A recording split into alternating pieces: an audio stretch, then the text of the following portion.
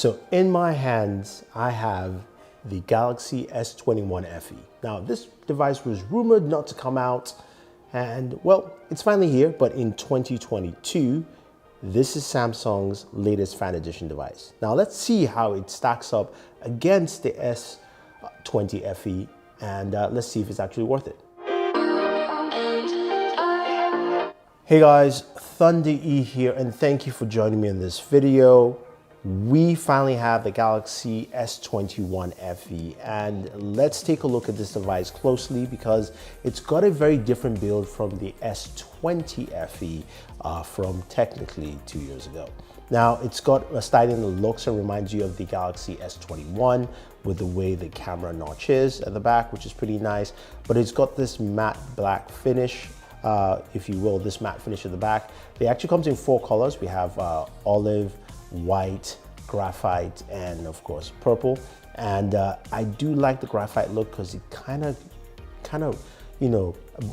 shades in between charcoal and a bit of gray as well. Now, the overall build is really nice, feels very comfortable in your hands. The device is 6.42 inches in terms of the screen size, which is different from the Galaxy S20 FE, which is 6.5 inches. When you stack both them next to each other, you can actually see the S20 FE is noticeably taller than the S21 FE. Now, in terms of the cameras, you're looking at similar camera housings but with improvements.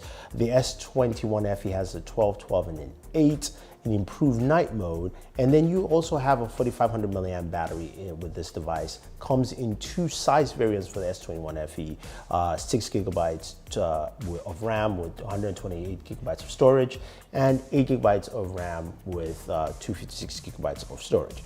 Now, when we look at the displays of this device, we can see that it does have a 6.42 inch display that is Full HD Plus, and is also a Super AMOLED 2X display. Not sure what that means, but from Samsung's point of view, it's a better display than we had with the S20 FE, and it kind of shows. It's really nice. The color textures look just a little bit better, if you will, and you can see the hole punches are in the same location. We do have a 32 megapixel camera in the front. So I've stated specs that are similar and slightly different with both devices. When it comes to battery size, I mentioned they're both the same. When it comes to charging, you have the same charging options. Now, here are some things that are a little bit different. So if I go ahead and reach out to the cases, or sorry, actually the packaging for both devices, they're very different in size. The S20 FE came with a full-size package, which means you got a charger in the box with the S20 FE, while the S21 FE here has no charger in the box and only comes with a USB Type-C cable. So how times have changed, and that's how it actually stacks up. The packagings do look the same from these devices. We've stated all those specs out there. How do they compare in terms of different features? Let's start off with audio and speakers, because this is where I was really stunned with what Samsung has done with the S21 FE. But how about you guys take a quick listen?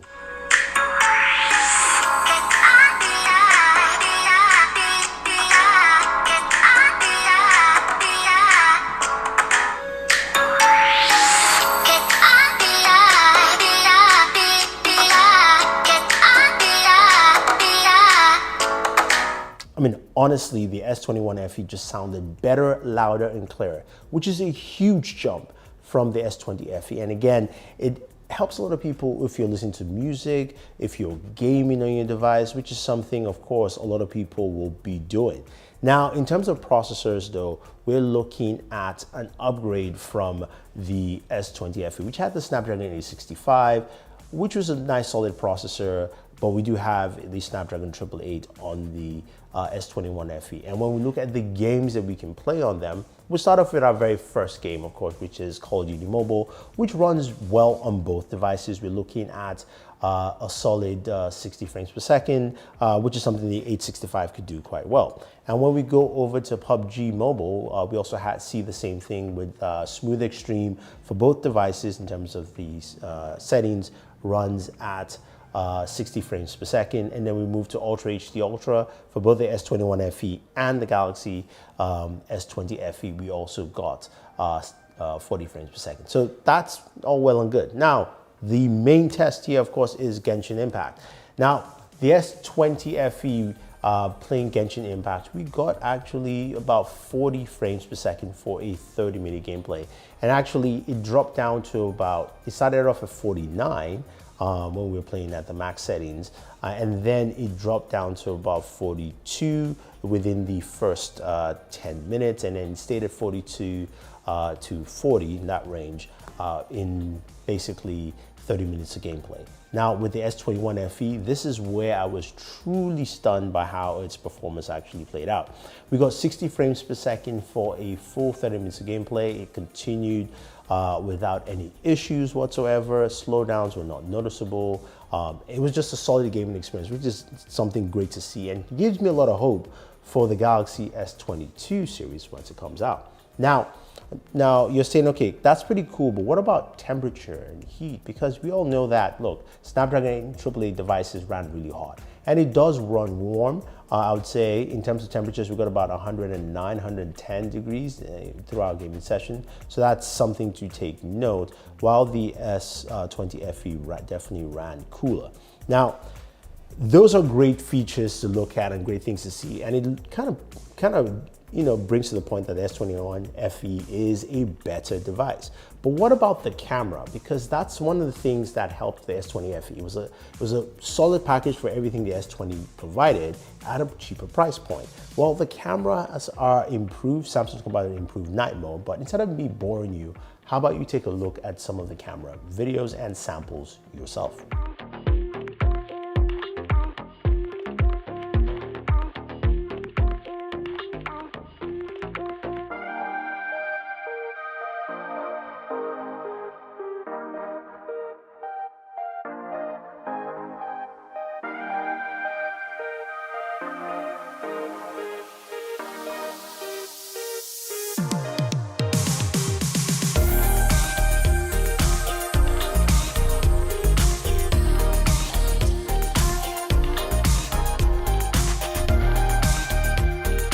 Sample of the front-facing camera shooting at 4K 60. I've got the S21 FE on my left, the S20 FE on my right. Just looking at the screens, they look completely different. Better colors in the S21 FE though.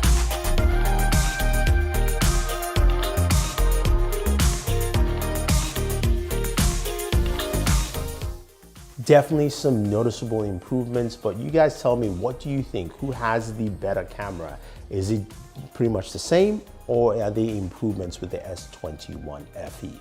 Now, I think overall, when a consumer looks at it, you're gonna go, wow, this is quite an interesting price point, because it comes in, the S21 FE comes in at $700, which is kind of similar to where it launched with the S20 FE, but because this is coming out in 2022, I expected a lower price point. Right now, you can pick up an S20 FE from Amazon for about $524.